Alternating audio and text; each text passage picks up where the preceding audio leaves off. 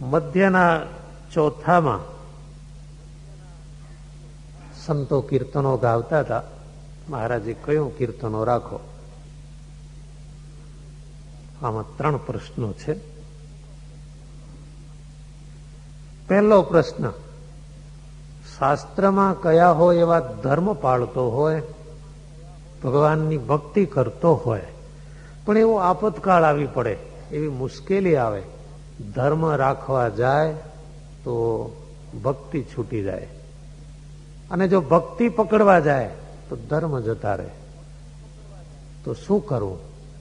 આવો કોઈ આપતકાળ આવી પડે કે ભક્તિ રાખવા જાય તો ધર્મ જાય અને ધર્મ રાખે તો ભક્તિ જતી રહે, તો કરવું શું? આ પ્રશ્ન છે. એટલે બ્રહ્માનંદ સ્વામી કહે છે, મહારાજ એમાં શું? ભગવાન ભક્તિ રાખે રાજી હોય તો ભક્તિ રાખવી, ધર્મને હંકેલીને મૂકી દેવા, અને જો ભગવાન ધર્મ રાખે રાજી થાય તો ધર્મ રાખવા. શ્રીજી મહારાજ હસીને કહે છે, સ્વામી તમારી વાત સાચી છે, પણ એ ક્યારે શક્ય બને? ભગવાન મનુષ્ય રૂપે પ્રગટ પ્રમાણ પોતાની સાથે વિચરતા હોય ત્યારે. પણ જ્યારે ભગવાન મનુષ્ય વિગ્રહથી પોતાની સાથે વિચરતા ન હોય ત્યારે શું કરવું? એ વખતે શું કરવું બોલો? ત્યારે મુક્તાનંદ સ્વામી જવાબ આપવાની શરૂઆત કરી, પણ યથાર્થ ઉત્તર થયો નહીં. એટલે શ્રીજી મહારાજ બોલ્યા કે જ્યારે કોઈ આપતકાળ આવી પડે કે આ ધર્મ કે ભક્તિ બેમાંથી એક જાય અથવા બે જાય, આવી કોઈ મુશ્કેલી આવે ત્યારે એક જ વાત, ભગવાનનું અખંડ ચિંતન કરવું. આપણા સંપ્રદાયમાં બહુ પ્રસિદ્ધ ઘટના છે. નાજા જોગિયાને બહુ મુશ્કેલી આવી પડી. જસદણ ભોંયરા ગામના વતની ભક્તરાજ નાજા જોગિયા,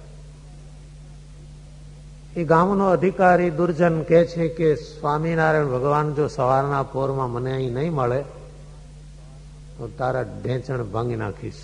હવે શું કરું? હવે એ વખતે મહાપૂજા કરવા બેસું, શું કરવું બોલો? કોને બોલાવવા? પૂજાપો ક્યાં ભેગો કરવો? કરવું શું? એ વખતે કઈ ગંગા ગોદાવરીમાં નાવા જવું?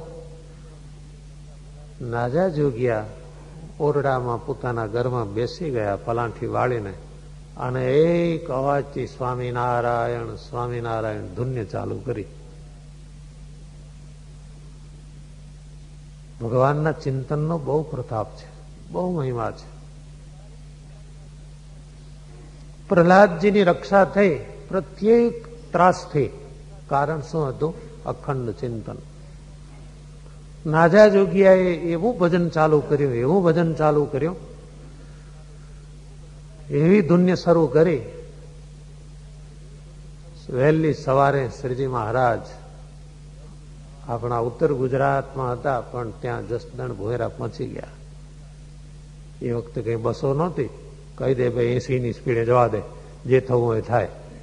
એટલે નહોતા વાહનો, પણ સર્વાંતરયામી પરમાત્માનો સંપર્ક કરવો હોય તો અખંડ ચિંતન,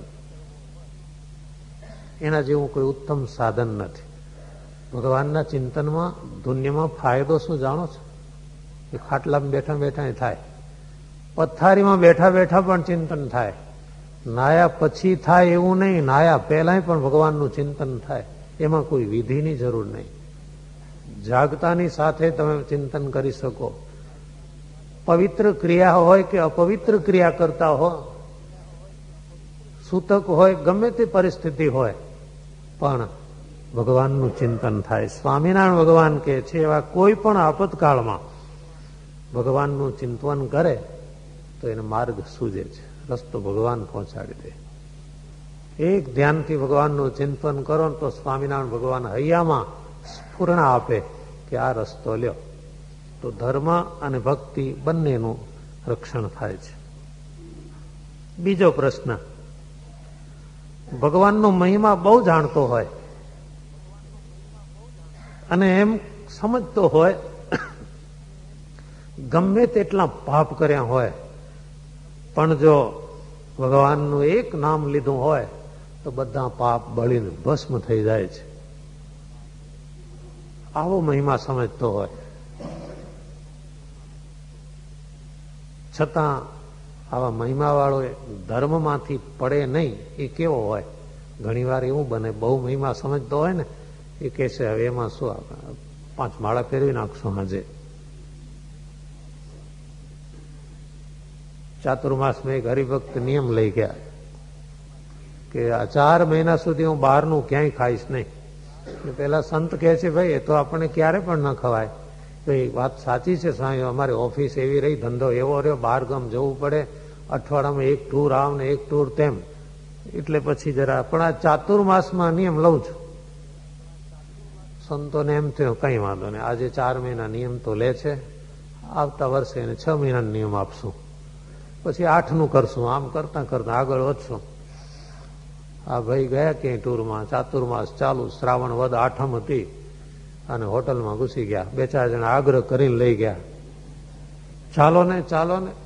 અને હોટલને ખુરશી ટેબલ પાસે ગોઠવાતા કહે છે હવે શું થાય, હવે સાંજે 5 માળા ફેરવી નાખશું, ખાઈ લઈએ.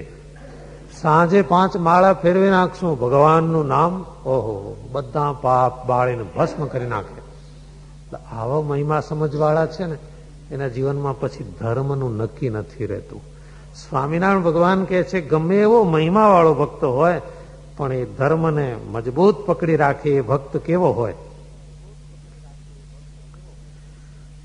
તો શ્રીજી મહારાજ કહે છે જે ભક્ત ભગવાનનો મહિમા સમજે ને તો ભગવાનની મોટાઈ સમજે, તો એનામાં તો એ સાવધાની આવે, એવી સાવધાની આવે કે મારા ઈષ્ટદેવ સર્વાવતારી સર્વોપરી પ્રભુ એની જો આજ્ઞા હું લોપીશ, હું ધર્મ વિરુદ્ધ વર્તન કરીશ તો ભગવાન મારા ઉપર નારાજ થશે, ભગવાનનો રાજીપો મારા ઉપર નહીં રહે, આવી બીક એને રહે. એનો મહિમા સાચો છે. બાકી મહિમા વાળો ન ગણાય. જે ધર્મને લોપતો હોય એનું મહાત્મ જ ખોટું છે. પછી બ્રહ્માનંદ સ્વામીએ પૂછ્યું, હે મહારાજ,